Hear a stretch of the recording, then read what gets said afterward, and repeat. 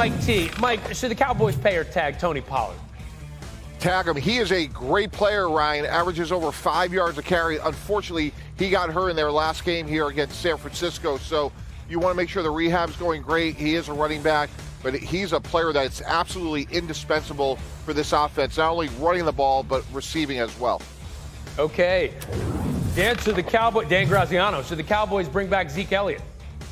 Probably not, and I'm worried that I'm going to be running into agents that represent running backs the rest of the day, and they're not going to want to talk to me. But, I mean, look, there are a lot of running backs on the market. This is a player that right now is scheduled to cost almost $17 million against the cap.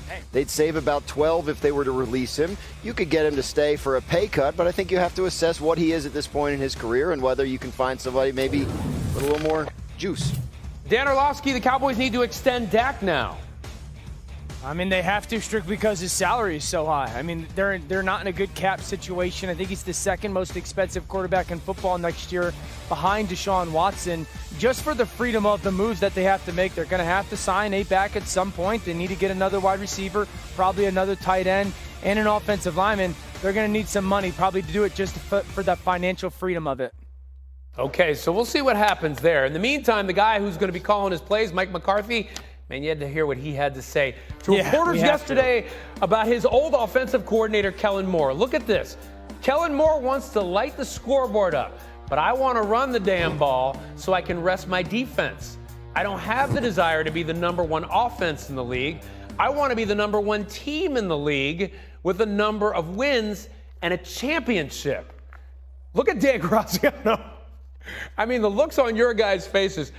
Mike, let me start with you. What's your reaction?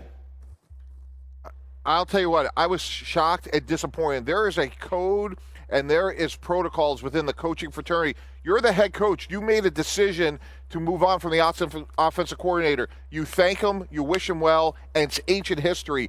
Nothing good comes out of those comments. You own the decision. You're going to own the success of this team. And within the coaching fraternity, you just don't do that, Ryan. Graz. I mean, also, like, what are you doing? Are you admitting to the world that you fired your offensive coordinator because you scored too many points? I mean, is Mike McCarthy in some kind of competition committee meeting where they've decided to change the way of determining outcomes of games by how rested your defense is instead of how many points you score versus how many the other team? I mean, come on, man. It's 2023. There are people running around here that heard that and said it sounded like a different language to them. We've moved past score points. Andy Reid wants to light up the scoreboard. Right? I think it's working out well for him. So, Dan Orlovsky, sounds like you agree with the comments, the principle of them. No. I would say this. If you think that just running the football is the key determining factor in winning a Super Bowl in the NFL, you're watching a different NFL than me right now. I think winning in the NFL is about throwing to score, running to win. And you got to throw early on in football games. I don't think what was said about – listen, Kellen Moore is the next quarterback. He's going to want to score a ton of points, all that stuff. The Cowboys didn't lose last year because they were unable to run the football in certain moments. The Cowboys lost last year because the quarterback threw too many interceptions in critical moments. That's the candid reason why. And injuries piled up to their roster. It wasn't because of them wanting to score more points than the other team or trying to light up a scoreboard, so to speak. So I don't necessarily agree with kind of the philosophy behind that. Okay, so McCarthy also, Dan's like, no. McCarthy also talked about maximizing Dak, being the play caller. It's going to be a new voice. Everybody could use a new voice.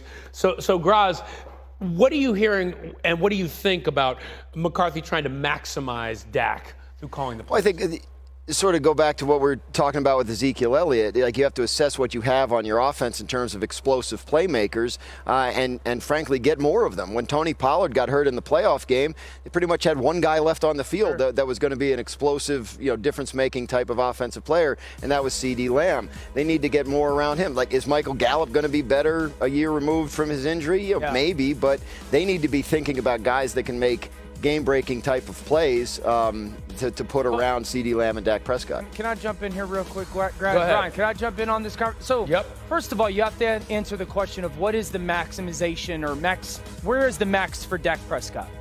What is he? And then figuring out how to maximize it. Now, everyone's going to bring this conversation to the interceptions of last year. If I was Mike McCarthy, I wouldn't. I would not make last year's interceptions that big a deal. Dak Prescott historically is one of the greatest quarterbacks ever when it comes to not throwing interceptions. I'm not going to pretend that they didn't happen, but to maximize him is not going to be sitting there and harping over these interceptions that happen. You watch them, we talk about them, we learn a little bit, and we move forward from them. But if the Cowboys and Mike McCarthy or people are going to make a big deal about these interceptions, they're going to make a mountain out of a molehill. The reality was this was a one-year thing for Dak Prescott. The body of work is way better than it was last year. I don't think they should make a big deal about the picks. Yeah, I totally disagree with that. 11 of his 17 picks, including the postseason, when Dallas had the lead or the game was tied, if that number was cut in half, they're right nipping at the heels of the Philadelphia Eagles and winning the